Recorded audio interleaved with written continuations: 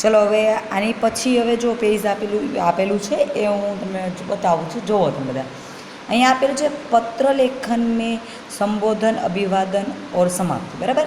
હવે આપણે जिसे પત્ર लिखा जाता है, હવે જો પહેલી કોલમ આપેલી છે ક્રમની છે, સેકન્ડ કોલમ છે એની અંદર जिसे પત્ર लिखा जाता है. હવે કોને પત્ર લખો છો ત્યારે કયું સંબોધન કરવાનું છે, શું અભિવાદન કરવાનું છે અને સમાપ્તિની અંદર શું લખવાનું છે આ તમને આપેલું છે. આ બધાએ પાકું કરી લેવાનું રહેશે. તમે ગમે ત્યારે ગમે તેને પત્ર લખશો તો તમને શું સંબોધન કરવાનું છે, અભિવાદન શું આપવાનું છે, સમાપ્તિમાં શું લખવાનું છે એ વસ્તુની તમને ખ્યાલ આવી જશે. જો પેલું આપેલું છે પિતા માતા ચાચા ગુરુ આદિ, એના માટે પૂજ્ય પિતાજી છે કે પરમ પૂજ્ય છે, સાદર અભિવાદનમાં સાદર પ્રણામ, સાદર ચરણ સ્પર્શી, આ રીતના અભિવાદન તમે ગમે તે એક આપી શકો છો. અંતની અંદર આપકા આજ્ઞાકારી પુત્ર છે કે શિષ્ય છે કે લાડલા છે એવું સંબોધન અંતમાં તમે આપી શકો છો.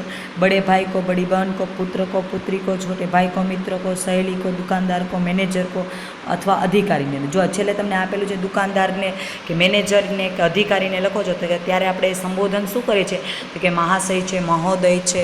બરાબર. એમાં અભિવાદનનું આપવાનું, એમાં ભવદીય આપકા વિશ્વાસપાત્ર, આ રીતના સમાપ્તિની અંદર લખવાનું હોય છે. આ બધાએ છે એ સંબોધન અભિવાદન અને સમાપ્તિમાં શું લખવાનું છે એ વસ્તુ ખાસ છે એ પાકી કરી લેવાની, એટલે જેથી કરીને આપણે પત્ર લખીએ તો આપને ખ્યાલ આવી જાય. બરાબર. સમજાઈ ગયું પત્ર લેખનમાં? ચલો રેડી. અહીંયા ધ્યાન આપો. એની પછીનો ટોપિક આવે છે ગદ્ય સમીક્ષા. હવે આપણે ગદ્યાર્થ ગ્રહણ પણ કહીએ છીએ. બરાબર. પદ્યાર્થ ગ્રહણ, ગદ્યાર્થ ગ્રહણ પણ કહીએ છીએ અને ગદ્ય સમીક્ષા પણ એને કહેવામાં આવે છે. ભાષા કે અધ્યયન મેં ગદ્ય સમીક્ષા અથવા ગદ્યાર્થ ગ્રહણ, મેં તમને કીધું ને કે આ બહુ જ મહત્વ, આ ખૂબ જ મહત્ત્વનું છે, જેથી કરીને તમને આની અંદર છે પ્રશ્નના જવાબ કેમ લખવાના છે એ વસ્તુની ખ્યાલ આવે છે. हिंदी के प्रश्न पत्र में एक प्रश्न गद्य समीक्षा के बारे में होता है. गद्य समीक्षा के लिए एक अपठित गद्यार्थ खंड या परिच्छेद दिया जाए. હવે એક છે તમને તમારા કોર્સની અંદર પાઠની અંદર આવતો એવો જાણીતો નહીં પરંતુ અજાણ્યો એક પેરેગ્રાફ આપવામાં આવે છે, जिसके नीचे 4 प्रश्न पूछे जाते हैं. એની નીચે તમને 4 પ્રશ્ન છે એ પૂછેલા હોય છે. गद्यखंड के आधार पर इन प्रश्नों के उत्तर लिखना चाहिए. હવે ગદ્યખંડ જે પેરેગ્રાફ તમને આપેલો છે એ પેરેગ્રાફને આધારે છે તમારે એનો જવાબ લખવાના હોય છે. એમાંથી વાંચી અને તમારે એનો યોગ્ય જવાબ લખવાનો હોય છે. હવે ગદ્ય સમીક્ષા કરते समय निम्नलिखित बातों को ध्यान में रखना. હવે गद्य समीक्षा તમે કરો છો ત્યારે કઈ કઈ બાબતોનું ધ્યાન રાખવાનું છે એ વસ્તુ તમને આપેલી છે. गद्यखंड के नीचे दिए गए प्रश्नों को ध्यान में रखकर गद्यखंड को 1-2 बार ध्यानपूर्वक पढ़ो.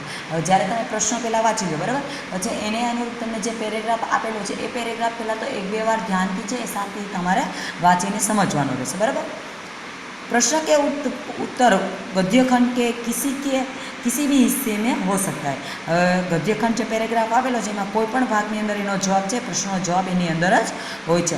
અંતઃ गद्यखंड में से एक प्रश्नों का उत्तर खोज कर लिखते जाओ. અને આ રીતના એક પ્રશ્નનો જવાબ છે એ ગોતીને લખવાનો હોય છે.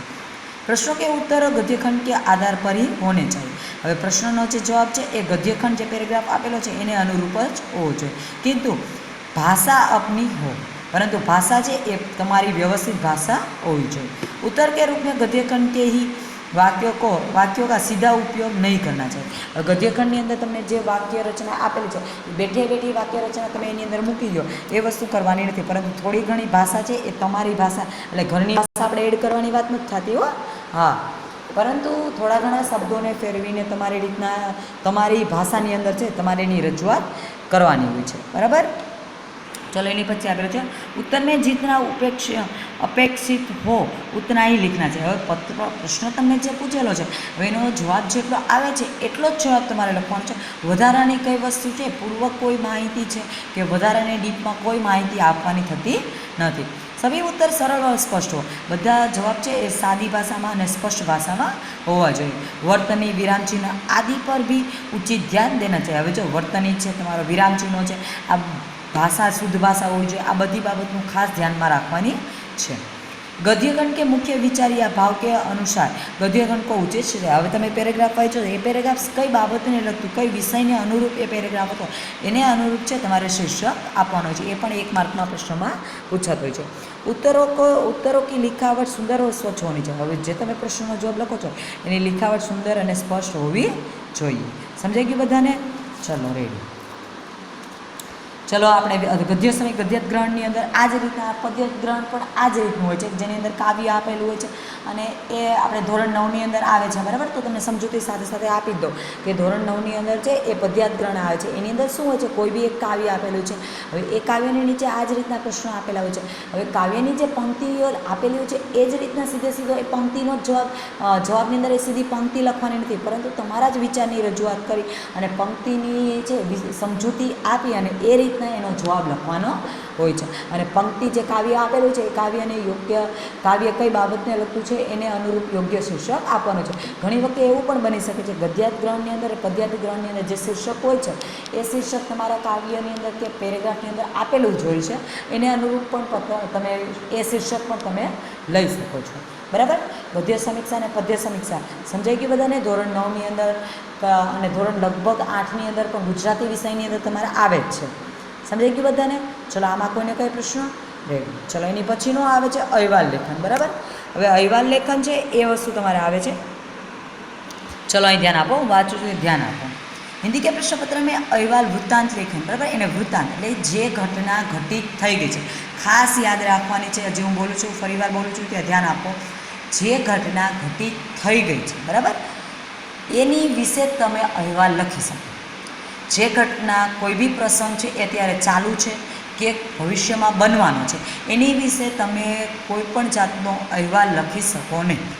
સમજાણું?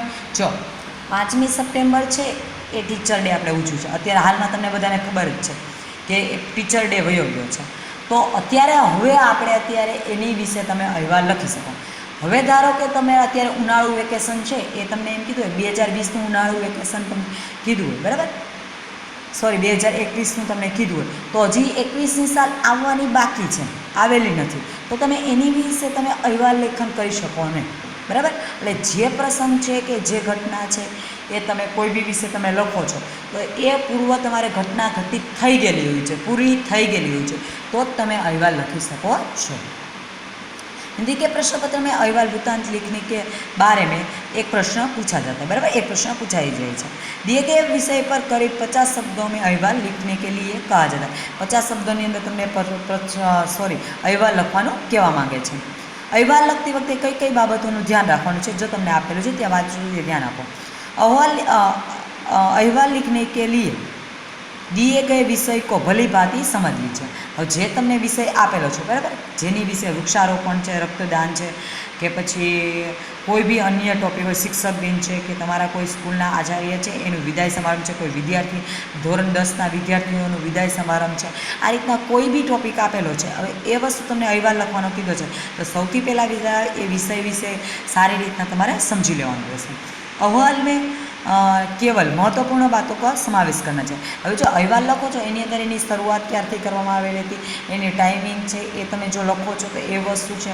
પછી તમે ક્યારથી એ પ્રસંગની શરૂઆત કરેલી છે, કેવી રીતના કોઈ મહેમાન આવેલા હતા, જે મુખ્ય ઘટનાઓ છે, મહત્ત્વની બાબત છે એ જ વિશે તમારે લખવાનું છે. વધારે ડીપમાં તમે તમારા કોઈ ફ્રેન્ડને મળે એની સાથે શું તમે વાતો કરેલી છે, ઓલાએ આ કરેલું છે, મારેલું છે, એવી કોઈ પણ પ્રકારની નકામી વાતની રજૂઆત અહેવાલની અંદર થવી જોઈએ નહીં. अहवाल सरल भाषा में लिखना चाहिए. अहवाल છે એ સાદી સરળ ભાષાની અંદર હોવો જોઈએ. वर्तनीय भाषा की शुद्धि, विराम चिन्हों का प्रयोग आदि बातों पर ध्यान देना चाहिए. હવે જો વર્તની છે ભાષા આપણી શુદ્ધ હોય છે અને વિરામ ચિહ્નોનો યોગ્ય ઉપયોગ થવો જોઈએ. લેખન વિભાગની અંદર ખાસ વસ્તુ છે, તમે કોઈ બી વિરામ ચિહ્નોનો ઉપયોગ કરો છો તો એ સ્પષ્ટ અને જ્યાં યોગ્ય છે ત્યાં જ એનો ઉપયોગ થવો જોઈએ. સમજાઈ ગયું બધાને? ચલો અહીં ધ્યાન આપો. એની પછી આપેલું છે વિચાર વિસ્તાર આપેલો છે. છેલ્લો તમારો ગ્રામરનો ટોપિક આવે છે વિચાર વિસ્તાર. હવે એનું તમને ગુજરાતીમાં પહેલાં બોલ દઉં કે તમને સમજાઈ જાય. 1-2 પંક્તિ આપેલી હોય છે, કાવ્ય પંક્તિની પંક્તિ આપેલી છે. એ પંક્તિનો ભાવાર્થ સમજી અને એને અનુરૂપ તમારે તમારા વિચારની રજૂઆત છે એ કરવાની હોય છે. એને વિચાર વિસ્તાર આપણે કહીએ છીએ. જો અહીં આપેલું છે ત્યાં ધ્યાન આપો. हिंदी के प्रश्न पत्र में विचार विस्तार के बारे में एक प्रश्न होता है, एक प्रश्न पूछा जाए. इसमें एक सुभाषित, दोहा या मुक्तक दिया जाता है. હવે જો એક સુભાષિત આપેલો હોય છે, એક દોહા આપેલો છે ને કા મુક્તક, એટલે ટૂંકમાં 2 લીટીઓનું કોઈ भी एक विचार विस्तार આપેલો છે. उस सुभाषित या दोहे का संक्षेप में विचार विस्तार करने के लिए कर जाए. હવે જો દોહો આપેલો હોય છે કે સુભાષિત આપેલો છે, બરાબર, એનો તમારે વિચાર વિસ્તાર એટલે તમારા વિચાર છે એની બાબતમાં રજૂઆત કરવાના હોય છે. વિચાર વિસ્તાર કરતી વખતે કઈ કઈ બાબતોનું ધ્યાન રાખવાનું એ વસ્તુ આપણે આપેલી છે. જુઓ અહીંયા ધ્યાન કરો. દિએ ગયે સુભાષિત યા દોહે કો ભલી ભાતી સમજવી છે. પહેલાં તમને જે દોહો આપેલો છે, એક સુભાષિત આપેલો, એટલે શાંતિથી એને એક બે વાર વાંચી લ્યો, સમજી લ્યો, એની અંદર શું બાબતની રજૂઆત કરવામાં આવેલી છે એ વસ્તુ પહેલાં આપણે શાંતિથી જોઈ લેવાની રહેશે. એની પછી શું આવે છે તો કે સુભાષિત યા દોહે કા સરળ શબ્દો મેં સ્પષ્ટીકરણ કીજીએ. હવે સુભાષિત જે આપેલો છે અથવા દોહે આપેલો છે એના સાદી સરળ ભાષાની અંદર એના જે શબ્દો આપેલા છે એની સ્પષ્ટ રજૂઆત આપણે આપવાની હોય છે. જहाँ आवश्यक हो वहाँ विषय के संबोधित दृष्टांत या उदाहरण दीजिए. હવે જે જગ્યાએ આપણે જે વિષય આપેલો છે બરાબર, હવે એ જે સુભાષિત છે એને અનુરૂપ જે કોઈ વિષય છે એને અનુરૂપ કોઈ ઉદાહરણ છે કે અન્ય કોઈ સુભાષિત છે એને તમે આપી શકો છો સમજૂતી માટે. विचार विस्तार की भाषा सरल और शुद्ध तथा शब्दों की वर्तनी सही होनी चाहिए. विचार विस्तार है एनी भाषा है ए सरल एवं शुद्ध भाषा होवी જોઈએ. એવી જ રીતના શબ્દો की વર્તની આપણે જે શબ્દો વાપરે છે આપણા વ્યવહારની અંદર જે વાપરે છે એ યોગ્ય શુદ્ધ ભાષાની અંદર હોવું જોઈએ. લેખન में उचित विराम चिन्ह का प्रयोग कीजिए. લેખનની અંદર જે તમે વિચાર વિસ્તાર વાપરો છો એનો યોગ્ય ઉપયોગ થવો જોઈએ. સમજાઈ ગયું બધાને? આ લેખન વિભાગના દરેક પ્રકારના ટોપિક હતા. આપણે નિબંધ છે, કહાની છે, પત્રલેખન છે, અહેવાલ લેખન છે, વિચાર વિસ્તાર છે, પદ્યાત્રણ ગદ્યાત્રણ, આ બધા બાબતની મેં તમને માહિતી આપી દીધી છે. આ વસ્તુ ખાસ તમને જો હિન્દીમાં આવડી જશે તો ગુજરાતીમાં પણ સેમ આ જ રીતનું હોય છે. એ બી વસ્તુ તમને ખ્યાલ આવી જ જવાની છે. બરાબર? આ વસ્તુનું ખાસ ધ્યાન રાખવાનું છે. આમાં કોઈ જાતની ભૂલ કરવાની નથી. આની પછી હવે જે તમને હું PDF મોકલીશ એ તમને આ બધા ટોપિકના છે એક એક બાબે તમને વિચાર વિસ્તાર છે એ બધી વસ્તુ તમને મોકલીશ. આ બધી વસ્તુ તમારે હોમવર્ક બુકમાં કે કોઈ બી એક બુકમાં લખી અને તૈયારી કરવાની રહેશે. અને જેને જે વસ્તુ ના સમજાય એ વસ્તુ તમારે પાકી કરવાની રહેશે. સમજાઈ ગયું બધાને? ચલો અહીં ધ્યાન આપો. બસ.